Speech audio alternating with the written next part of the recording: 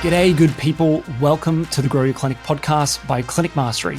Here's what's coming up inside of this episode.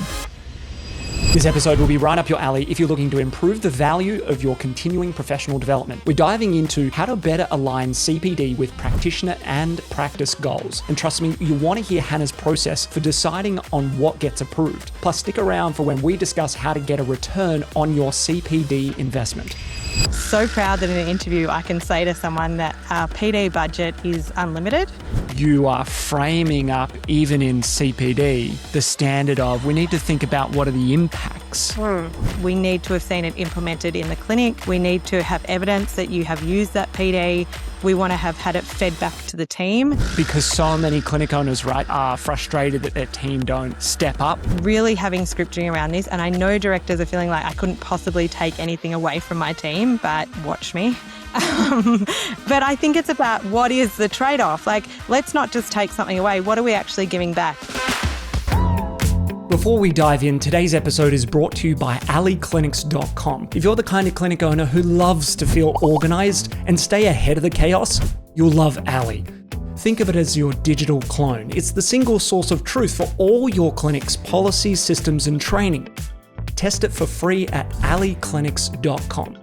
And in other news, applications are now open to work with us one-on-one at Clinic Mastery. If you want support to grow your clinic and bring your vision to life, just email hello@clinicmastery.com with the subject line podcast and we'll line up a time to chat. All right, let's get into the episode. It is episode 353. I'm again joined by Hannah Dunn, Director of DOTS, an OT service in Melbourne across 3 sites. Team in the 30s, headcount, and ever expanding, which is pretty cool. You've just been in the flow of doing your cyclical reviews with your team. How's that all going? Yeah, it's been so good. I was saying to Mel Weber the other day, like, it's the first time that we really feel like we haven't had any surprises or anything. And we put that down to the fact that we were always giving different team members opportunities to mentor. And then we went, no, we've got to just pull it back to 2 people. And we've now got to see our team leader and our secondary team leader doing everyone on the team. And it just has meant that we feel so much more connected and understand team members so much better. And so it's been, just a real joy to do them at the moment. How interesting. I know we covered that on a previous episode when we were talking about sort of leadership hours and the mix of those. How many people are offering that leadership support, mentoring support, and then how many hours are they doing? And you're sort of reining it back for a number of reasons. So it's also good to hear like the second and third order positive consequences as well come review time, that we're not seeing as many surprises, which is really good. You probably haven't caught it just yet, but the episode with Sarah just dropped today as we're recording this. And we talked a little bit about that. So I'd be interested to see your take on that one. And perhaps we can go down another rabbit hole of your review experience. But today we thought, let's tackle CPD. You know, why most CPD doesn't actually change clinic performance when people establish their CPD calendar and establish their CPD budget. I think if we just tee this up, most clinic owners understand the importance of continuing professional development, CPD. They'll often advertise it when they're recruiting and say, we've got great CPD packages. And then they emphasize it during their week or their month with often team time where they do case studies or they review the latest evidence. They often send their team to courses, conferences, and workshops throughout the year. And they'll often spend in the thousands of dollars on weekends doing CPD. And perhaps what I want to illuminate today as well in conversation, because you did it fantastically when we're talking about leadership hours, is what's the actual cost of the internal CPD that maybe you quote like didn't pay for, but you're paying people to, be offline. And then perhaps more importantly, when we zoom out, 6 or 12 months later, the question I think is, what actually changed? Did utilization improve? Did therapists become more confident with different cases? Were they able to see a greater variety of cases now they've built some competency? Yes. Did clients actually get better outcomes, or did we just tick the CPD box? Like, yep, done. We fulfilled our hours to stay compliant. So When you look at CPD across clinics and even in your own experience, where do you think clinic owners get it wrong? Yeah, I think we get it wrong from having experience of every clinic offering $1,000 CPD, and that's what they do externally. And then I think that we see clinic owners overcompensating sometimes internally and feeling like they need to give. And I think that they are the two things that we see where they're like $1,000, but we don't understand the why of why we're sending people externally and what we're sending them to and how it relates back to goals and what they will need to do to then be able to attend another one, for example. And I think also internally it can be a bit reactive sometimes, but also I think just, wanting to be able to say that we are doing it, about not necessarily having the structures in place to do it well. You've touched on so many important variables in all of that. I want to double click on a few of them. There was like one there, which is almost like a trigger for the next one. Okay, you've gone to this one, but then what criteria need to be met in order for you to do the next session, or if it's over and above perhaps the budget that we've got for this calendar year or financial year. But just let's go back to the $1,000 example that you gave, which is a typical sort of number that we do see a lot, right? Yes. It's like you got $1,000 to spend on a course. Okay. So how do you go about determining what's worthy or what you'll approve in where that budget goes to? It sounds like you've got some version of assessing, is this right / what is this going to lead to for you, therapist A? Yes, and we absolutely haven't always had a process in place. We have been guilty of sending 6 people to the same PD. All of us have. The value back. I am so proud that in an interview I can say to someone that our PD budget is unlimited. We don't set a limit. We really look at what the goals are around attending the PD and around what does that look like? How will that impact the rest of the team? What are the goals that you're working on? So every one of our therapists sets goals with their mentor, and I'm sure everyone does in their clinics, or I hope everyone does in their clinics, so that they know Can you give us a sense of what those goals look like, or what your standard is for how that needs to be, I don't know, articulated, documented, the sort of structure or depth of detail that's in that? Yes. So we have different areas that we expect them to set goals. So we have professional development in regards to what are your clinical professional development goals that you want to work on. And then that might be, like I want to increase my understanding of physical clients. And then we also have marketing or professional engagement goals. So maybe it's I want to reach out to a number of physios because I want to build my physical caseload. And then they have, it's just getting up there.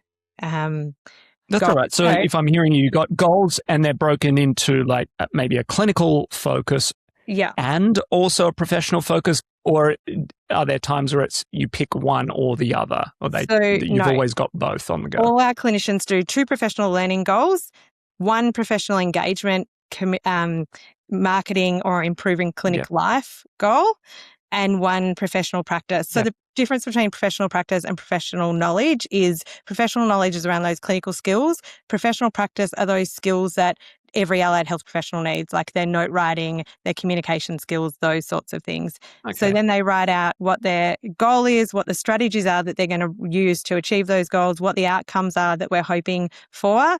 And then as they work on that goal, they record what the evidence is that they've worked on that goal. And then we, in our reviews with them or in their mentoring sessions, they talk about whether it's achieved or not achieved or ongoing. And how often are those goals reset? Is it just until they're achieved, or is it a monthly or quarterly cadence? Just give us an understanding of how that fits into your overall cycle. It's formally every 12 months with me that we review them in the 12-month review. It's informally every 6 months, and it's in their dashboard, and their dashboard is what they pull up at the start of every day. They should, and it has everything they need in it. It's got their financial data, but it's also got their goals in there. So we want them to be front of mind. And then when they apply to do professional development, it needs to relate back to one of those goals. And that has meant that we've reined in what people are doing, because as second and third and fourth year clinicians, that's when we see, oh, someone else is doing this and someone else is doing this and I want to do that and I want to do that, because everyone wants to know Yes. everything yesterday. And so we do really say, okay, let's take a breath. We know that there is so much out there, but what is it Yes. specific to you and your goals? And then in regards to, like, let's say they've just done one, how do we know when they next do one? There's some criteria around, we need to have seen it implemented in the clinic. We need to have evidence that you have used that PD. We want to have had it fed back to the team in some capacity, whether that is doing a recording of a video, creating a handout, something that allows the rest of the team to learn from that. Maybe it's a quick summary at a team time. And then we want to know that so that they've implemented it, we're seeing change in the clinic, they've fed it back, and then we can look at what the next PD is. That's really great to hear, that there needs to be evidence that this workshop course CPD has been applied in your practice. And that can look like a variety of different things. If I'm hearing you correctly, it's like a resource for the team or a resource for the clients that's come off the back of this. That could be a training, could be maybe understanding the clinical protocol or assessment or pathway for this specific condition or methodology, treatment intervention that I've learned. Yes. How do you look for evidence that it's improved either the capacity of that therapist or the outcomes of that therapist? Because I think broadly, we're always looking at, okay, in an ideal world, I want my therapist to be able to see and serve more people or do more, impact hours in your term over the course of the week, that they're able to maintain or even increase the patient satisfaction that we get out of it as well. So we can see more but not do the other. So we're looking for both of those things to happen. Is that something that you look to measure regardless of the CPD, regardless of the goals, / just help me understand how you tie the evidence piece to increasing my capacity and increasing the satisfaction of clients? When they're applying for the professional development, they need to tell us what the goals are of them doing the professional development. So what is it that they will expect to get out of that professional development, and how will it impact their day-to-day clinic? Right. So what's their professional learning and how does this relate to the PD? And then that gives us some sort of ground to sort of say, okay, well, did we achieve this outcome and what does that look like? It might be that they are then saying in a mentoring session, like I did DIR floor time, it really gave me more strategies to use with X client, and this is the goals that I set to use with that client. And so maybe that client, we don't have any concrete feedback from the client around it, but we know that if the therapist is feeling more confident, if the therapist is engaging in strategies that are working, we're going to retain that client longer. And if they're able to articulate it well, then that helps us in understanding that they know what they're doing as well in those sessions. Nice. There's a really great distinction. So they've got their goals that they're working on broadly across the year. And then when it comes time for CPD, you're saying, okay, you're essentially applying for a CPD investment, and we need you to articulate how this CPD course or workshop, seminar, whatever it is, relates specifically to your goals. And that requires almost goals within that course. Like, what are your intentions to use this, and how would we know that you've implemented it? Yes. And so is that like a little document or template that you have them complete and then they submit it to you? Just talk us through some of the process there that you then use for that approval. Yeah, it's a Google form that comes through, and then Belinda and I meet once a week, our team leader, and if there's anything in there, then we will review that at that time. So that has been, really effective for us. And we just are getting so much more PD given back to the team, because previously we were just saying, oh yeah, you've still got $400 and this is $400. Yep, you can go and do that. But it wasn't really look like, we're like, yeah, okay, I can see how it relates, but there was never any flow through to the follow up. And that's Yes. what we were really lacking, I think. Did you do kind of part A first or part B first? I'm interested. Was it like you added the structure around approval for CPD? Yes. Tell us what you want to get out of this and what would be evidence that you've used it. Or did you do the other part, which was we started with the goals overall for the year and then that made the CPD stuff happen? Just how did that all play out for you? We have been really good at writing goals as a clinical team for a number of years, and we've had our Yeah. PD for a number of years. We just haven't linked them well together. And so we haven't Okay. had processes where we definitely had mentoring where we would pull it up and say, okay, where's the goal that links? And we weren't asking them to articulate it. Whereas now we've just sort of merged those things together better.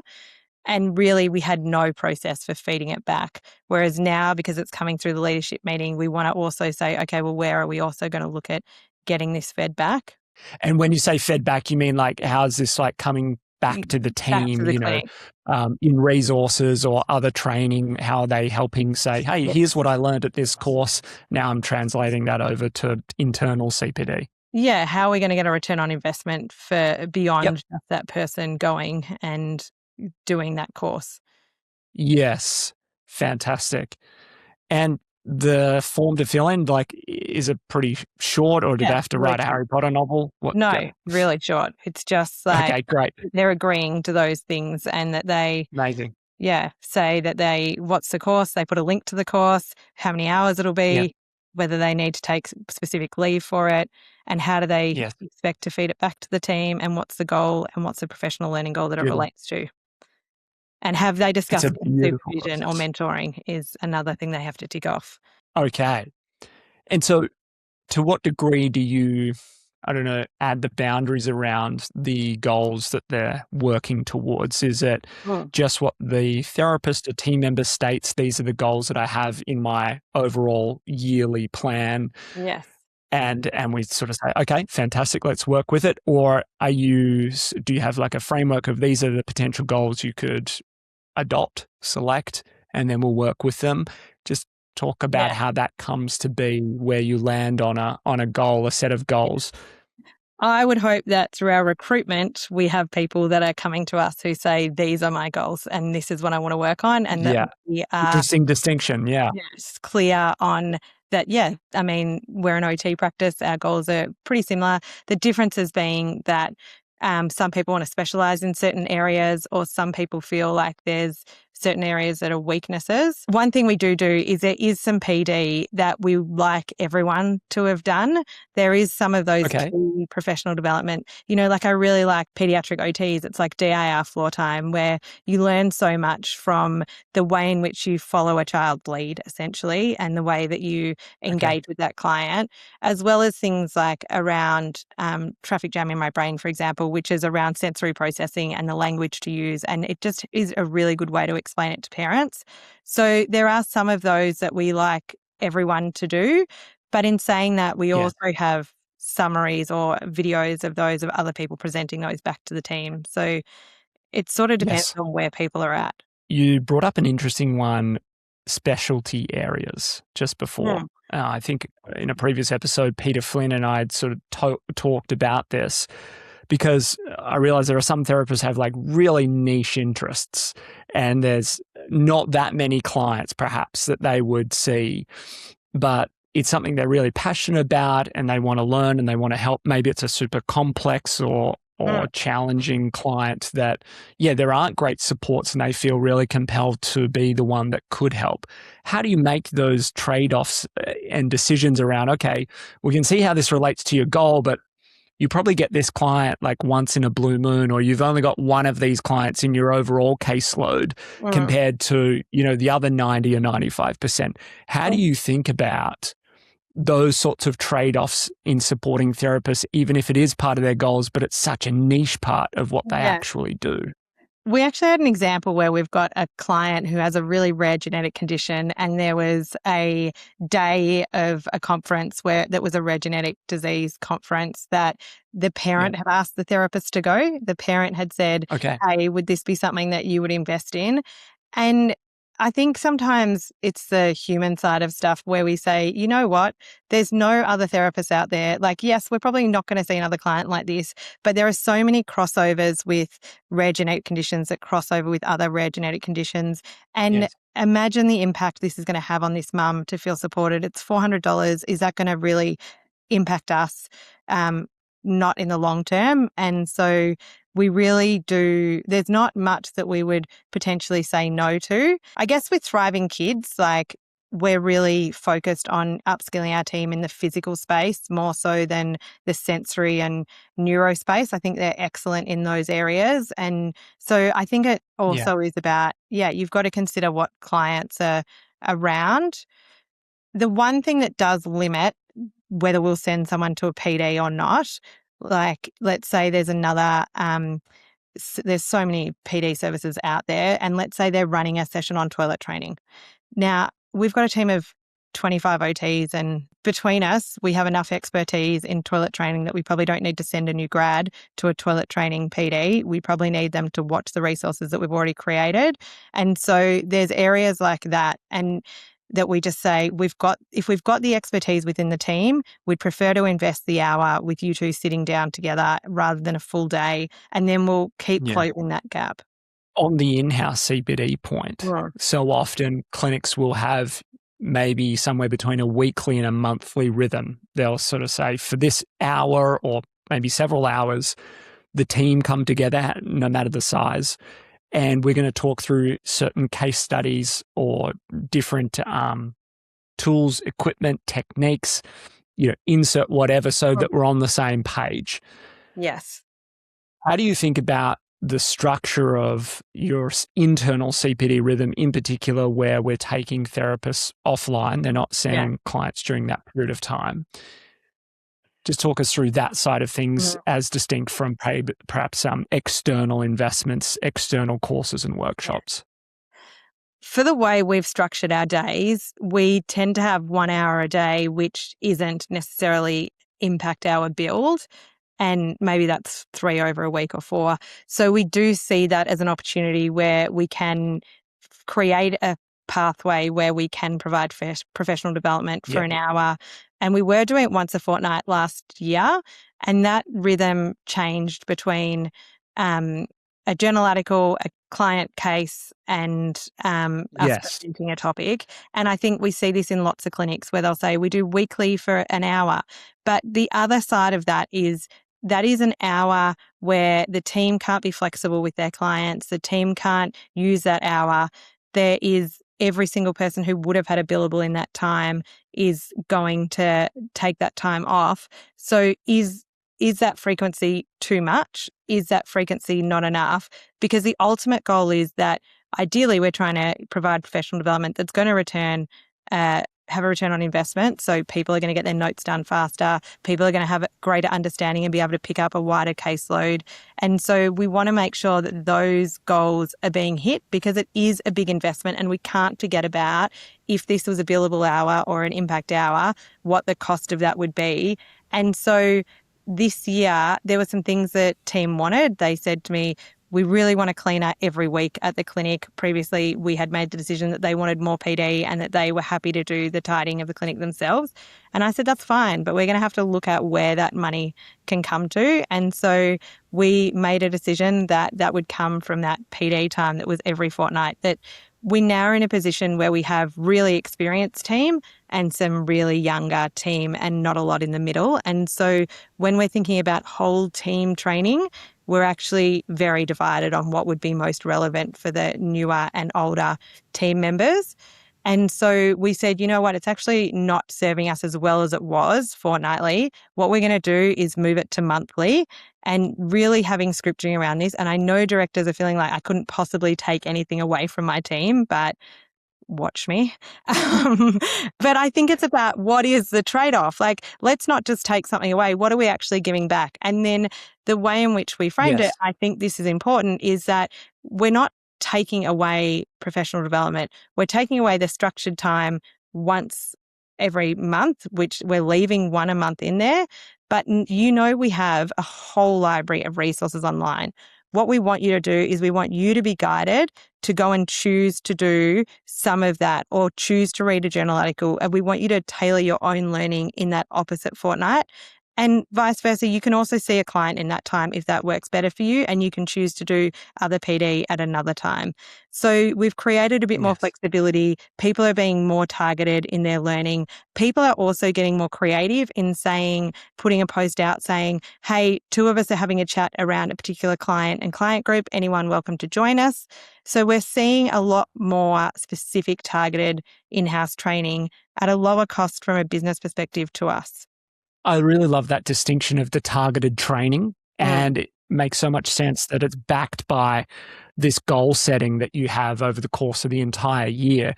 And it's a way more personalized approach rather than just, well, we're just covering these sets of conditions and tools and techniques, on this cadence, whether you need it or not, but that's just kind of the CPD plan that we've built. So I love the sort of trade-off context that you added there, that we're actually trying to make our CPD more personally impactful for each team member. And these are the changes. I'm interested to know then, how do you use the team days? Like, we've called them different things at different times. I'm not sure what you call them, like a half day or a full day team day, culture days. People call them different brand names, whatever. How do they fit in to CPD? Do you see them as training opportunities, or are they something different entirely? Yeah.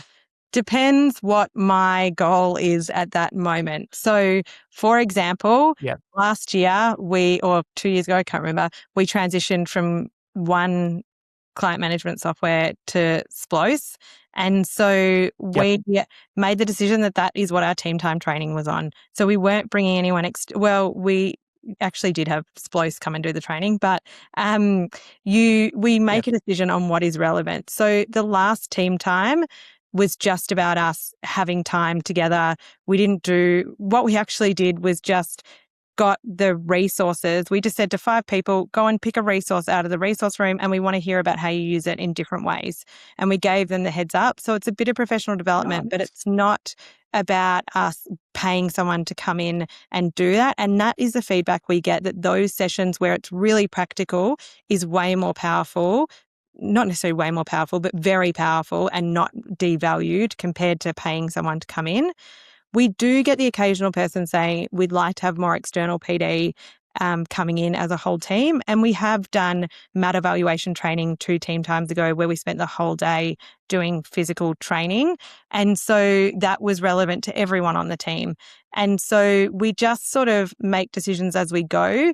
We feel like our next team time, which is in May, is a time in which we're having feedback from some of the younger team that they don't know some of those basics, that they're having to follow those things up, and the older team saying, we actually want to provide PD to our team. And so we are thinking that we will go more in depth around some of those key areas that we can share that knowledge. But sometimes it's not. Sometimes it's just about, we need some connection. Sometimes it's about, we've got a lot of changes we need to run through with you. I really think that we need to make sure that we're serving the business before we're serving the team in a thoughtful approach. I think that's a mistake people make sometimes. Like, we're closing the clinic for the day and it's going to be so fun because I'm fun mum director and I just want to be fun mum, instead of like, I want to be really considered, and we need time to have feedback and we need time to connect as a team, but we also need time to really nut down these procedures that aren't happening. It's a really great point of putting the business first. Ultimately, it's got to fund all of the people that we employ. It's got to be able to provide the resources for us to reinvest in the client experience and their outcomes. So that's a really important point. Tell me about your evolution in kind of arriving at that. Have you always kind of operated from that principle, or did something shift for you to make that leap? Because, as you know, working with so many clinic owners, that's not the case. You nicely articulated. Most people feel like they want to be kind of the fun boss, the fun leader. Like, I promised my team CPD and we're going to have some of the best CPD, and that's what I use to kind of recruit people over. So, well, I better deliver on it, which is really cool. But then they find themselves maybe doing a lot of training and not seeing a lot of benefit. So just what's your journey towards making that distinction between the business first so that it can do those things? Yeah, I think it's always been a mix of both for us. We've always done it as a whole team day. It didn't actually before. Back when I was smaller, it used to be after hours and I'd provide dinner and we'd do PD. But then it sort of Yes. grew into a team meeting and then grew into getting a bit more specific around when we had multiple sites that time of coming together. Um, I think one of the things I'm so angry about that I used to do is we'd go to an external venue and I'd be spending all this time looking for an external venue. And like, I just felt like if we came to Werribee, our biggest clinic, that it wasn't as central and that we'd have to sit on the floor because we didn't have enough space to have tables and chairs and that we needed the Yes. tables and chairs. And then we had a time in which a venue cancelled on us and we couldn't find something and we were like, let's just squeeze in to Werribee. And the team's like, oh my God, this is so much better than going to a venue. We had all the parks. We could like lay on the floor.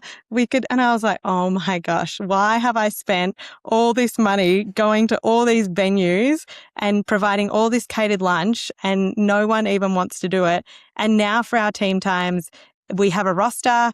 Different people bring in the morning tea. We still provide lunch. We still order lunch in, but it's cut down the cost so much. And we enjoy seeing what other people bring too. And our team feel cared for because we've got gluten-free, nut-free, dairy-free, and people really consider those things. So it's a nice bonding moment too. Nice. But I just think sometimes we have ideas about what others want that actually are totally wrong. So interesting. In the episode with Sarah recently, we were talking about engagement surveys and, what questions you ask your team to get feedback and being very purposeful about what questions to ask and specifically what not to ask based on your goals or intentions as you put out. And I loved your point there when I asked about, how do you see the team days? It's like, well, it depends on what goal I've got at that moment or through that period of time. It's all coming back to goals for me, which in one sense, I would assume from what I see, a lot of folks will use clinically with their patients. Like they'll be used to thinking through what are the goals and the treatment plan for this patient to get their outcomes and how are we going to assess their progress. But then it's almost like they don't use a similar process for supporting their team to make progress in their career. It's like the same style of thinking. So I love that you've translated that across. I do remember what I was going to ask you about because you just subtly put it in, which was about collaboration. Yes. And if I'm picking up what you're putting down, it was something along the lines of we might have a Slack channel or a communication channel, literally like a Google Chat or a Microsoft Teams, whatever you're using, where CPD is discussed and people can collaborate, share things, or even look to meet up. Firstly, is that correct? If not, just expand on how you get the team to collaborate in a more asynchronous sense. Yes, we have a channel called PDP, which is our Pediatric Development Program. And that is where people will post to say, I'm meeting up with this person if anyone wants to jump in. But also, we do have other channels that are around online resources where people will just share their resources or professional development in general, where people will share flyers and things that come in as well. I think it's been a long time building and it's a lot of feedback. We ask the team. So as you said, I've been doing our check-ins with our team and it's been 6 months since I last checked in formally. And one of the questions on there is, what would you like to see at DOTS in the next 12 months? What is the culture like, and is there anything that the leadership team could be doing better to support that? And in those two questions, we often hear, and we have heard over the last couple of days, we want more time together as a whole team to do fun things, and we want more whole team trainings. But I think as long as we can explain the why behind it, it does create that space to be able to say the reason why we haven't done it is what I explained before. There's such a variance in and we have done it. We had someone only in November, but it's just about, it's not every single time. Yeah. It's about what is the value you can add. And so we definitely get feedback from the team. The team also know they can tell us about what they are missing.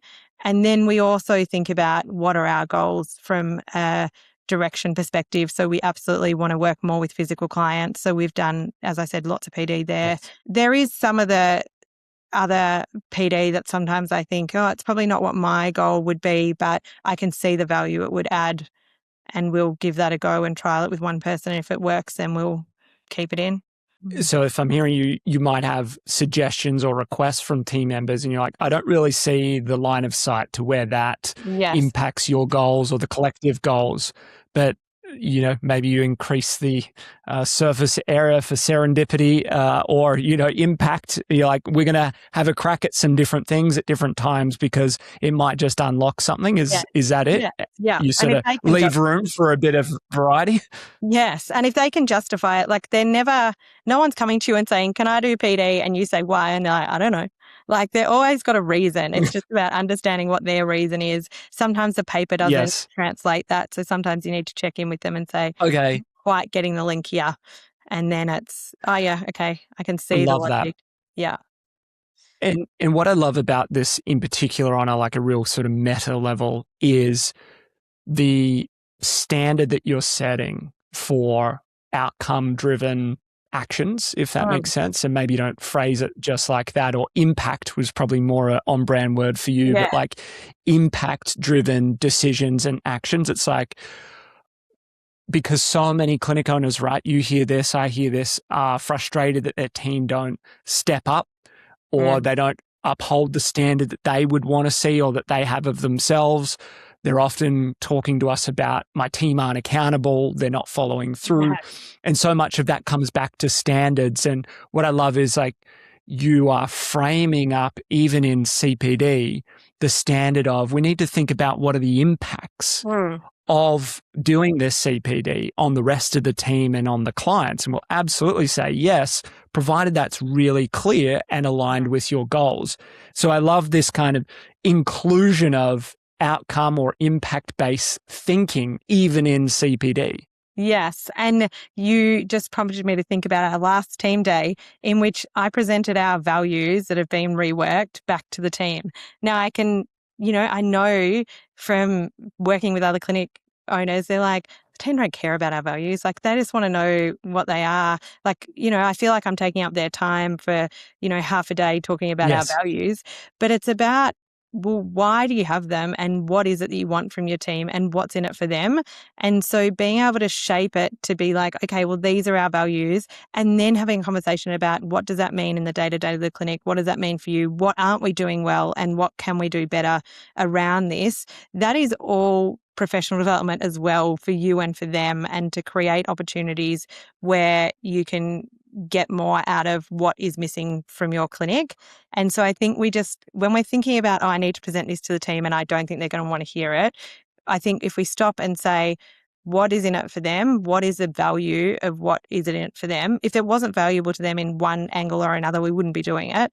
So we need to just think about ensuring that that angle is presented, that we're not lecturing as I am lecturing now, I feel like, but that we're... No, it's such a interesting one, because I often find myself coming back to it and being humbled when I've overlooked it or missed that step as well of with them, what's in it for me. That's always what the other person is thinking, or at least is a good way to start, because then perhaps you don't meet resistance immediately because you've been able to articulate, well, here's how it matters, why it's relevant and important to you.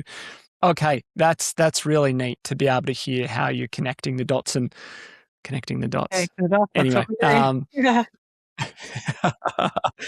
the impact piece, I think, is super important. And if I was understanding you correctly in the value sense, to just go down that rabbit hole for a moment, I think a lot of clinic owners will come up with their values, and perhaps the key missing piece often when we do those like days where we help articulate the values is how are we going to apply these, anchor back to these and reference these regularly moving forward, from examples like, okay, in our CPD application, there's some question around impact because, however you've articulated, impact is one of our key values. Or in our mentoring focus sheet that people fill in prior to their supervision or mentoring session, they're reflecting on the core values that they've lived out recently and, sharing a little anecdote or story. Or in our team shout outs channel where we recognize and appreciate a contribution a team members made. We're using, want to shout out Hannah for this core value when you helped, Sally Jones do A, B, and C. So I really like that piece of like, how are you using these things? Otherwise, there's no point just coming up with them. And that was one of the questions we asked about how will we see these on our day-to-day, which was, really impactful. Yeah. Yeah. Great action to do. Well, as we put a bow on this episode, any other final remarks or notes about CPD being more impactful for clinics and practitioners and ultimately the patients that they then serve? Yeah, I think just really thinking about what is the actual true cost of those days to you? How can you ensure that that investment, which it is an investment, is going to come back to a return in whatever shape or form that can look like? Yeah, really well done. And I love the framework that you've got there. I can imagine a lot of people taking heaps of notes and going, we're going to run a playbook just like that or refine the playbooks that we've got for how we do CPD at our clinic so that it's more impactful. Well, thank you so much for sharing. Those listening in can head over to clinicmastery.com/podcast for this recording, the show notes, and previous recordings as well. Well, we'll catch you on another episode very soon. Thanks, Hannah. Perfect. Thanks. See you. Bye-bye.